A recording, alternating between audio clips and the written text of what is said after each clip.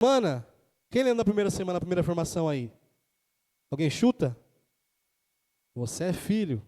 Primeira afirmação de Deus para aqueles que creem em Jesus Cristo é que você é filho. E você sendo filho, isso traz muitas coisas sobre você. Porque é comum hoje as pessoas falarem que são filhas de Deus. E quando você ouve que é filho de Deus, isso não traz mais nenhuma surpresa ou nenhuma alegria para você. Porque se tornou algo normal. Mas ser filho de Deus é algo poderosíssimo. Ser filho de Deus é algo incrível. Como é que eu posso ser filho do próprio Deus? A gente sempre compara, sabe, as coisas da terra com as coisas do céu. Então, quando a gente olha para o filho do Neymar, a gente fica, poxa, o filho do Neymar pode ficar tranquilo na vida. Esse não tem que se preocupar com quase nada. Vai ter mais uma filha agora o Neymar, que eu estou atualizado nas coisas. Vai ter mais uma filha agora o Neymar. A gente fica imaginando, essa aí tá tranquila. Mas deixa eu dizer alguma coisa, o que é melhor, ser filho do Neymar ou ser filho de Deus? Aí tem pessoas que vão ficar na dúvida, misericórdia, irmão. Alguns podem pensar, posso ser filho de Deus e do Neymar. Mas eu quero dizer que nosso Deus é dono de todo ouro e toda prata. É Ele quem supre o Neymar, meus irmãos. Você é filho de Deus, isso é muito mais incrível. E quando nós somos filhos de Deus, isso traz algumas afirmações sobre nós. Primeiro, quem é filho de Deus é salvo. Quem é filho de Deus não vai para o inferno. Quem é filho de Deus pode ficar tranquilo, em paz. Eu sou salvo. Quem é filho de Deus, parece óbvio, mas tem um pai. E o que quer dizer ter um pai? Você tem um pai perfeito. Um pai que cuida de você. Um pai que ama você. Um pai que sempre está contigo. Significa que você tem uma família, você tem irmãos. Você faz parte de algo. E significa também que você tem uma herança. Diga glória a Deus e aleluia. Essa foi a primeira semana. Na segunda semana, nós ouvimos essa afirmação de Deus que você é amado. Que afirmação poderosa.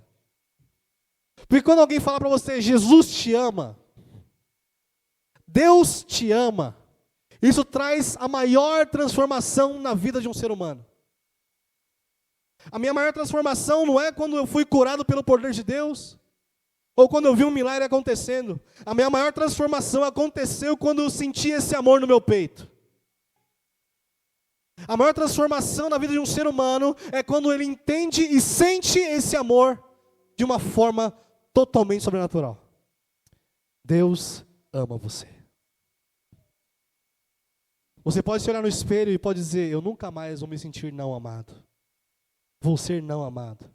As pessoas podem me rejeitar, me abandonar, não me querer, mas Deus me ama. Deus me quer. Você é amado. Na terceira semana, nós falamos sobre Deus ter prazer em você. Deus tem prazer em você.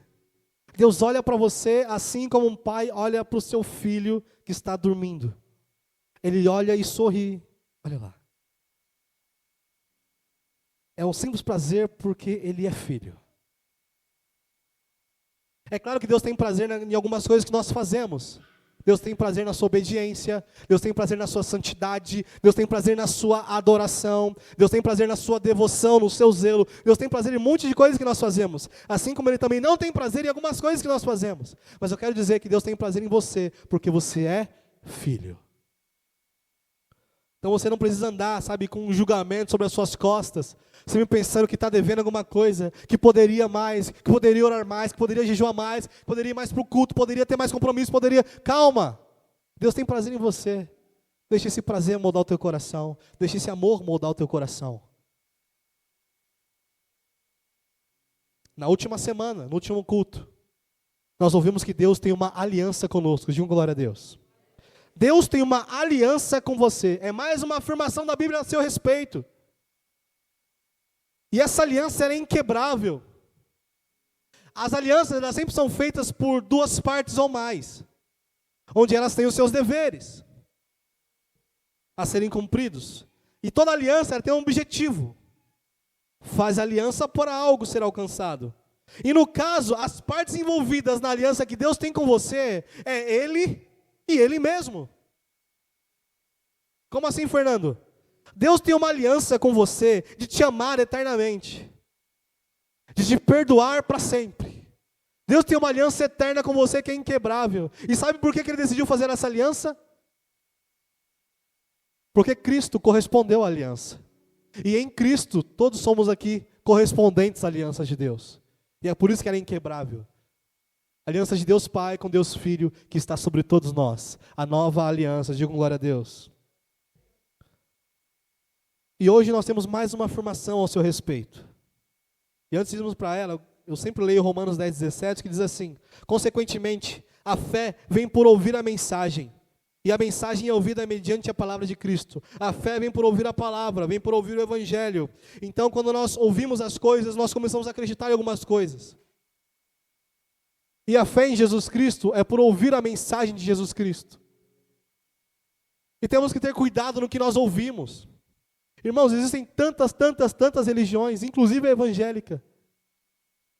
Temos que tomar cuidado com o que ouvimos, porque nem tudo é evangelho. A base de todo cristão é a fé. E no que você tem crido? O que é que você tem ouvido? Tem muitas pessoas que ouviram a vida inteira que não prestam e vão acreditar que não prestam. Tem pessoas que ouviram a vida inteira que não vão dar certo e acreditam que não vão dar certo. Mas quando o evangelho é pregado para elas, elas começam a ouvir que Deus tem planos para elas de prosperidade, de dar certo. As coisas começam a mudar e a serem alteradas na mente dela. Então temos que ouvir a palavra de Deus, a mensagem de Deus, a palavra de Cristo, e crer nessa palavra. E tomar cuidado em crer em coisas que não são palavra de Cristo. Tomar cuidado em crer em coisas que não são interpretações erradas sobre Cristo também. Porque se você crê de maneira errada, você tem uma fé direcionada errada. E crer do jeito errado é tão ruim quanto não crer.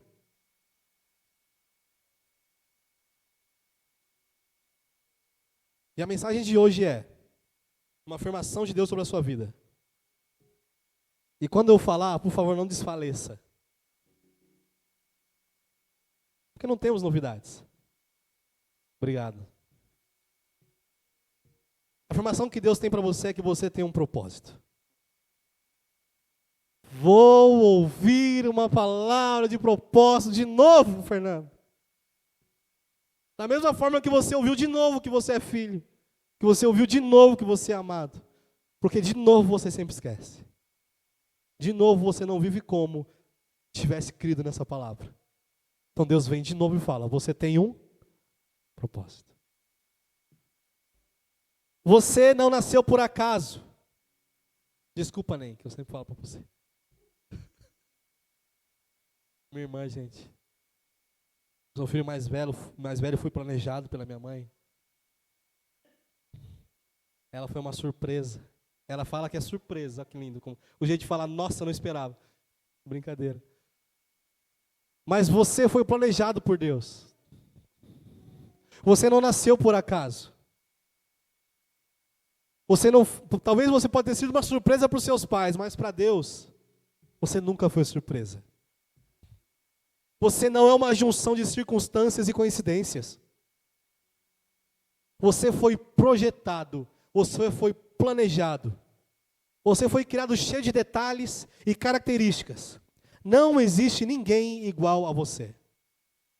Nem se você tiver um irmão gêmeo.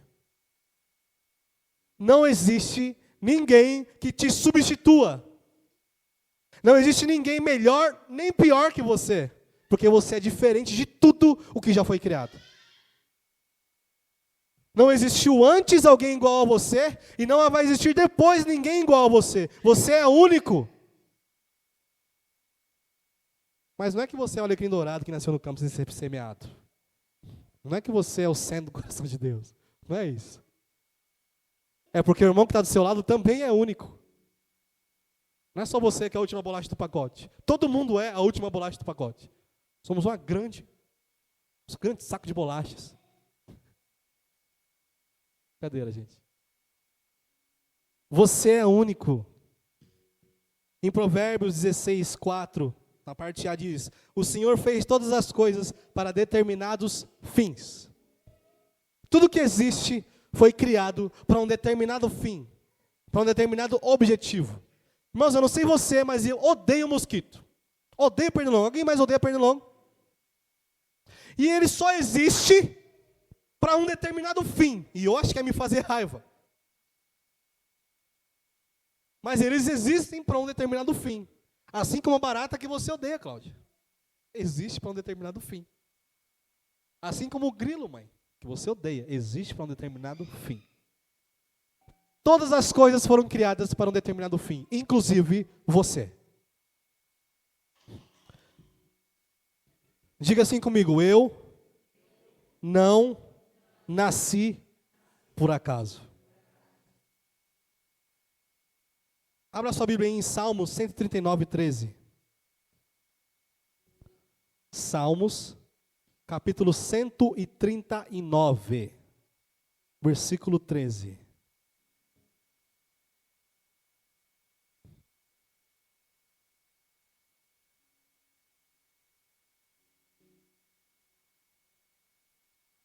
Salmos, capítulo 139, no verso 13. Quem achou, diga glória a Deus. Glória a Deus, filho. Está escrito assim: pois tu formaste o meu interior, tu me teceste no ventre da minha mãe. Graças te dou, visto que de modo assombrosamente maravilhoso me formaste. As tuas obras são admiráveis, e a minha alma o sabe muito bem. Os meus ossos não te foram encobertos, quando no oculto fui formado e entretecido como nas profundezas da terra. Os teus olhos viram a minha substância ainda informe, e no teu livro foram escritos todos os meus dias, cada um deles escrito e determinado, quando nenhum deles ainda existia. Que preciosos para mim ó Deus, são os teus pensamentos, e como é grande a soma deles. Amém? Deus teceu cada um de nós, projetou cada um de nós. Deixa eu fazer uma pergunta para vocês. Imagina uma casa bem bonita. Imagina uma casa linda, a casa dos seus sonhos. Imaginou aí a casa dos seus sonhos? Você acha que essa casa dos seus sonhos, ela foi criada sem querer? Alguém tropeçou numa pedra, num cimento e numa areia, e foi formada essa casa?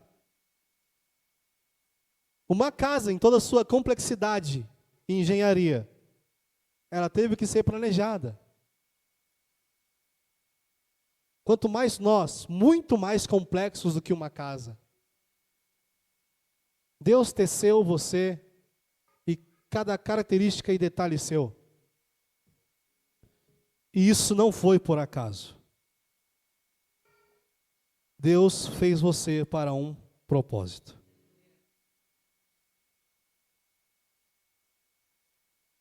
Onde está a nossa alegria e nossa satisfação nisso? Quantos de nós vivemos uma vida sem propósito divino? Quando eu falo propósito divino, é porque nós temos muitos objetivos em nossa vida. Talvez as pessoas aqui tenham o objetivo de fazer uma faculdade, terminar essa faculdade, de um objetivo profissional, sabe, de conseguir ser algum diretor, algum CEO. O objetivo de passar por um concurso público, glória a Deus, aleluia, obrigado Jesus. Não tinha objetivo, passei.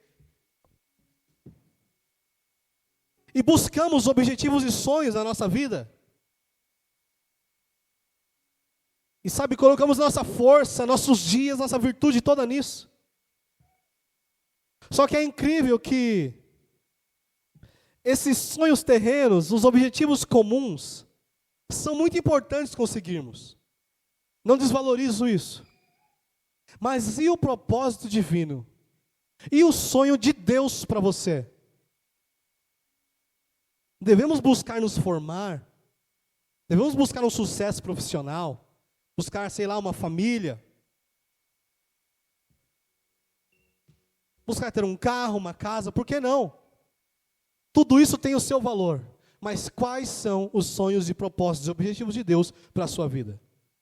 Eu tenho certeza que dentro do objetivo e sonho de Deus para você, tem uma casa, tem um carro, tem uma família, tem um emprego, tem um sucesso. Por que não? Deus tem planos de sucesso para você, diga amém.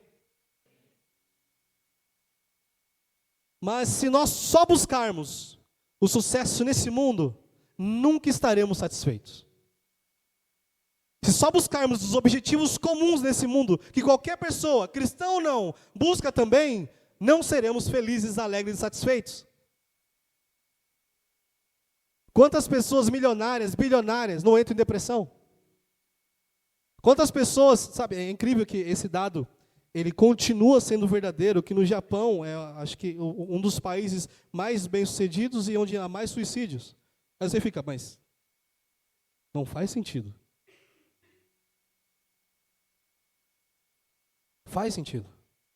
Como que é o evangelho no Japão?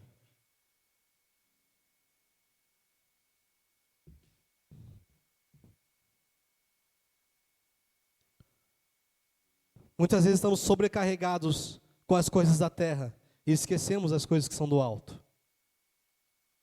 E por mais que tenhamos sucesso aqui, muitas vezes ainda não ficamos satisfeitos. Não conseguimos estar satisfeitos.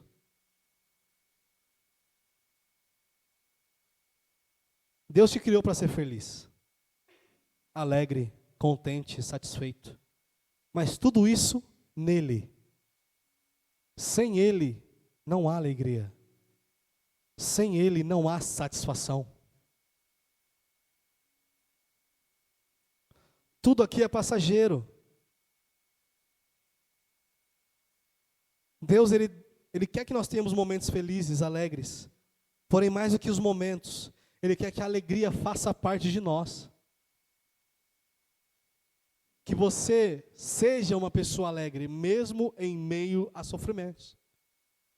Seja uma pessoa satisfeita, mesmo em meio a objetivos que talvez você não concluiu.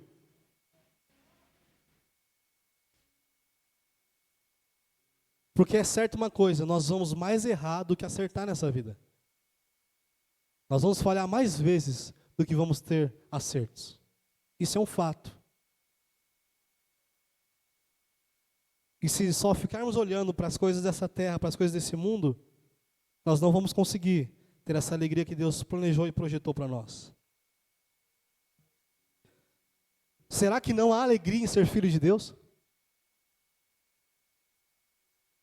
Será que não há alegria em saber que é salvo? Não há alegria em sermos dele e sabermos que ele é nosso? Não há alegria nisso? Sem meu carro eu não sou alegre. Sem minha casa eu não sou alegre. Onde está a alegria da salvação? A satisfação na presença? Nossa maior alegria é Jesus Cristo, irmãos. Essa é a nossa maior alegria. Nossa maior alegria é Deus. Nossa maior alegria é a vida no Espírito.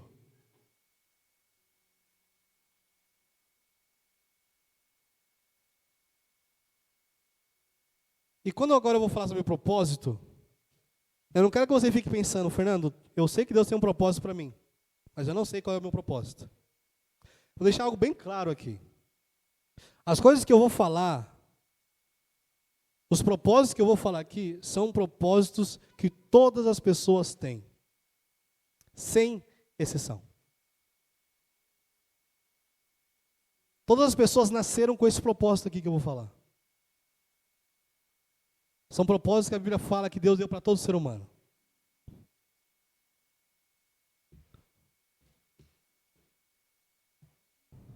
Qual é o propósito que todo ser humano tem?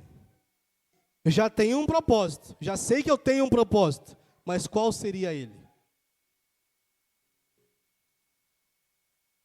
O primeiro propósito que todas as pessoas têm, todo ser humano tem, é o propósito de fazer boas obras. Todo ser humano tem um propósito de fazer boas obras. Efésios 2:10 diz assim: pois somos feitura dele, criados em Cristo Jesus para boas obras, as quais Deus de antemão preparou para que andássemos nelas. Todo ser humano ele foi criado para boas obras, para operar, para fazer boas obras. Você não é salvo pelas obras que você faz. Mas aquele que é salvo, se não tem boas obras, ele é salvo do quê? E quando eu falo de boas obras, para você entender, o que é que um filho de Deus tem que fazer? Como é que um filho de Deus tem que ser? O que é que você espera de alguém que fala, eu sou crente? Você espera no mínimo que ele tenha caráter, sim ou não? Sim ou não? Eu sei que muitas vezes não é a realidade, irmãos. Mas no mínimo, de um filho de Deus, o que você espera é que ele tenha caráter. No mínimo, um filho de Deus tem que fazer coisas boas. Você consegue ser alguém bom? Quando eu falo ser alguém bom, não é comparado a Deus não, tá? Porque bom, assim como Jesus falou, somente Deus. Mas sobre ser uma pessoa boa, qual é o testemunho que você tem das outras pessoas? Qual é o testemunho que você dá para as outras pessoas? Quais são as suas atitudes como um cristão, um filho de Deus, que as pessoas olham e falam, poxa, é uma boa pessoa. Irmão, no mundo que nós estamos, não é difícil ser uma boa pessoa. Nesse mundo caído que a gente está vivendo, não é muito complicado ser uma boa pessoa, não.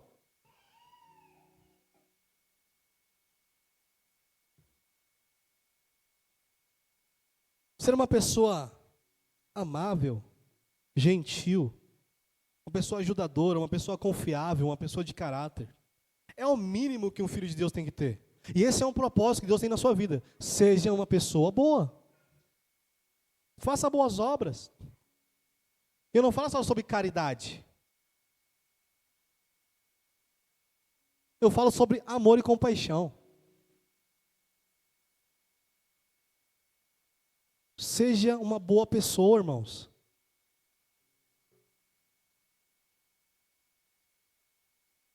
Seja uma pessoa gentil. Seja uma pessoa mansa, humilde. É o mínimo que um filho de Deus tem que ser. E no âmbito espiritual, o que é ser bom? Quais são as boas obras espirituais que eu posso fazer? Lá em Mateus 10, 8, Mateus capítulo 10, versículo 8 diz assim: pelo caminho, preguem que está próximo o reino dos céus.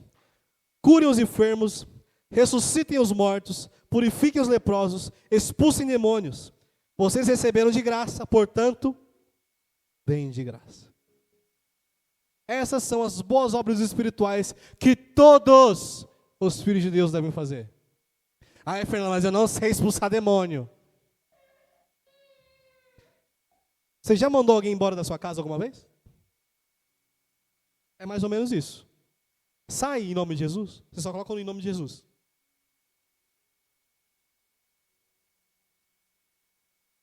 Ah, Fernando, mas eu não sei orar para alguém ser curado. Só chega assim, ó.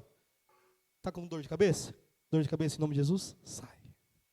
Porque quem faz não é você. É o Espírito Santo, é o próprio Deus. O que Ele pede é que nós vamos lá e oramos, expulsamos, curamos. Deixa Ele trabalhar isso. Deixa, sabe, o Espírito Santo usar você. Quantos são filhos de Deus? Digam glória a Deus. Vocês receberam de graça. Deem de graça.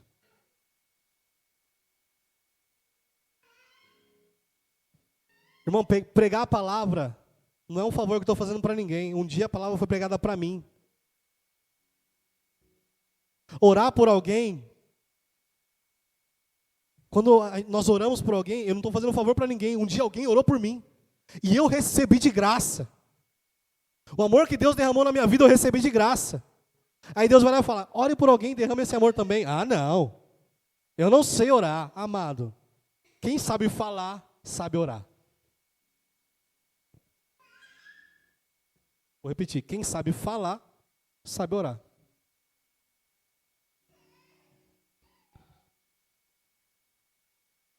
Então as obras espirituais que todos devemos fazer é curar os enfermos, libertar os cativos, trazer alívio aos oprimidos e anunciar a palavra de esperança. Seja uma pessoa boa e também faça obras espirituais. Amém? Ser uma pessoa boa é o propósito de Deus para você. Tanto de forma comum como de forma espiritual. Estão me acompanhando até aqui? Entendeu? Fernando, eu não sei qual que é o propósito da minha vida. Leia isso aqui de novo. Vou mandar no grupo depois, você lê de novo. Qual é o propósito da sua vida? Seja uma pessoa boa. Busque ser humilde, amável, gentil. Tenha compaixão. Ore pelos outros. Pregue a palavra para alguém. Fale palavra de esperanças para alguém. Daquilo que você ouviu um dia. É um propósito de Deus para você. É difícil? Todo mundo, sim. Não, não é, irmãos. Não é difícil, meus amados. Segundo propósito sobre a sua vida. É o propósito de você ser você mesmo, porém como Ele. Agora embaralhou minha mente. Aí eu não entendi mais nada. Ser eu mesmo, mas como Ele. Como é que eu vou ser eu mesmo, mas como Ele? Deus criou você para você ser você. Parece óbvio? Mas por que passamos a nossa vida nos comparando aos outros? Por que nós passamos a nossa vida querendo ser alguém que não era para a gente ser? A maldição da comparação, sabe, fica sempre trazendo insatisfação sobre quem você é. A gente quer parecer com ciclano, ser igual a fulano, sendo que ninguém é como você. Eu tenho certeza que enquanto você quer ser igual a alguém, alguém quer ser igual a você. Ai, mas enquanto você quer ter as coisas que as outras pessoas têm, alguém quer ter o que você tem. E se você fosse satisfeito com quem você é? E se você fosse satisfeito com o que você tem? Como é que seria a sua vida? Assuma a identidade que Deus te deu. Não tem nada errado de nós termos referências. Não tem nada errado de admirarmos outras pessoas. Porém, nós temos que valorizar quem nós somos e assumir a nossa identidade, que é única e exclusiva.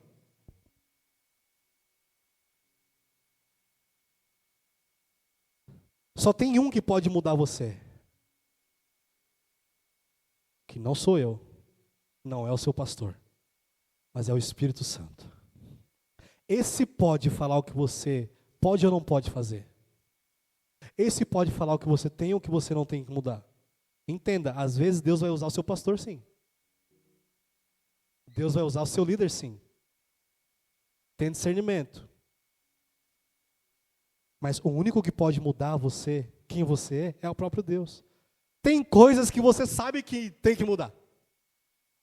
Tem coisas que você não sabe que era para ser assim. Não era para ser assim, não. Era para ser diferente. Deixa Deus transformar você.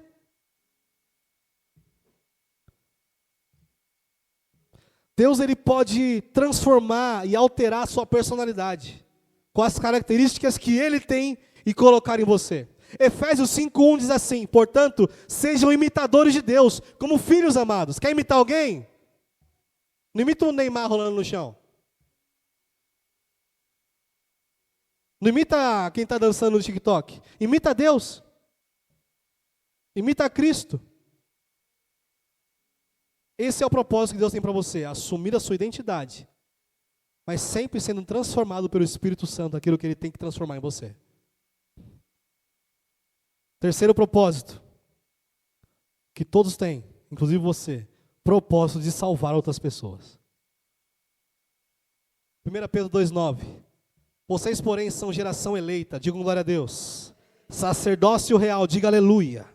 Nação santa, povo de propriedade exclusiva de Deus, a fim de proclamar as virtudes daquele que o chamou das trevas para a sua maravilhosa luz. Nós somos incumbidos de pregar o evangelho, de falar as boas novas. Não tem como fugir desse propósito, e acredite, eu tentei.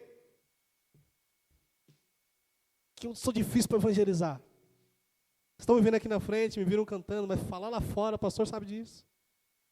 É difícil.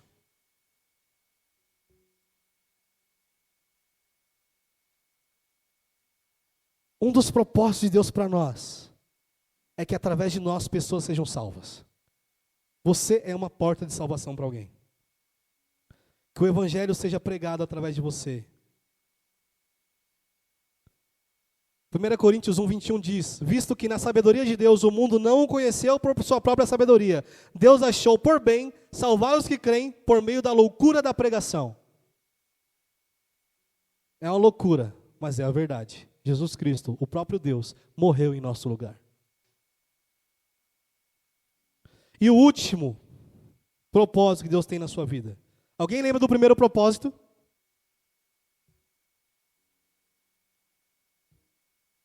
Ser uma pessoa boa. O seu propósito é fazer boas obras. Ser uma pessoa boa. E também fazer obras espirituais. Orar, jejuar, curar os enfermos, libertar os cativos. Segundo é ser você mesmo, imitando a Ele. Não vem essa, eu sou assim e vou morrer assim. Não. Você é assim e está sendo transformado até a vinda de Jesus Cristo. Amém? Ser você mesmo, imitando a Ele. O terceiro propósito é salvar pessoas. E o último propósito que Deus tem para você, e para mim, e para todos é o propósito de ter comunhão com Ele. O propósito de ser um com Deus. Todo o plano de salvação, de redenção, toda a palavra de Deus se resume a uma coisa: Deus vindo a nós para comunhão. Deus operando para sermos dele e ele ser nosso. Em Apocalipse 21:3 diz assim: então ouvi uma voz forte que vinha do trono e dizia: eis o tabernáculo de Deus com os seres humanos. Deus habitará com eles, e eles serão povo de Deus, e Deus mesmo estará com eles, e será o Deus deles. O seu propósito é ser um com Ele e ter comunhão com Ele. 1 João 4,13, nisso conhecemos que permanecemos nele e que ele permanece em nós, pelo fato de nos ter dado do seu Espírito. Esse é o maior propósito para todo ser humano: conhecer a Deus, viver com Deus, relacionar-se com Deus. Deus te chama para uma relação íntima e pessoal com Ele. O seu relacionamento mais íntimo não tem que ser nem com a sua esposa, nem com o seu melhor amigo, nem com a sua mãe, nem com o seu pai. O seu relacionamento mais íntimo deve ser com Deus. E Deus te chamou para esse propósito, para ter um relacionamento com Ele. E através desse propósito, você cumprindo esse propósito, irmão, não é difícil se relacionar com Deus. A parte mais complicada Ele já fez, que foi morrer, para que você tivesse acesso a Ele. E hoje todos nós temos acesso ao Espírito Santo. É a frase que diz: Deus está a uma oração de distância de você. Então, os seus maiores segredos, as suas maiores dúvidas e decisões, compartilhe com Deus. Se relacione com Ele. É o principal propósito de todo ser humano: se relacionar com Deus. Deus tem um propósito na sua vida. Relacione-se com Ele. Porque você se relacionando com Deus, Ele vai mudando quem você é de dentro para fora. Deus vai transformando você. Às vezes você nem percebe. Deus vai mudando você. E aí as boas obras acontecem de uma forma natural. E aí quando você vê, o Espírito está te levando a orar por alguém, você está se segurando, mas o Espírito vai te empurrando para você orar por alguém. E aí você ora. Alguma coisa acontece naquela outra pessoa, você sabe que não foi você, mas você sente uma satisfação. E essa satisfação é a sua comunhão com o Espírito, e Ele te direcionando a fazer a vontade dEle. Se coloque de pé em nome de Jesus.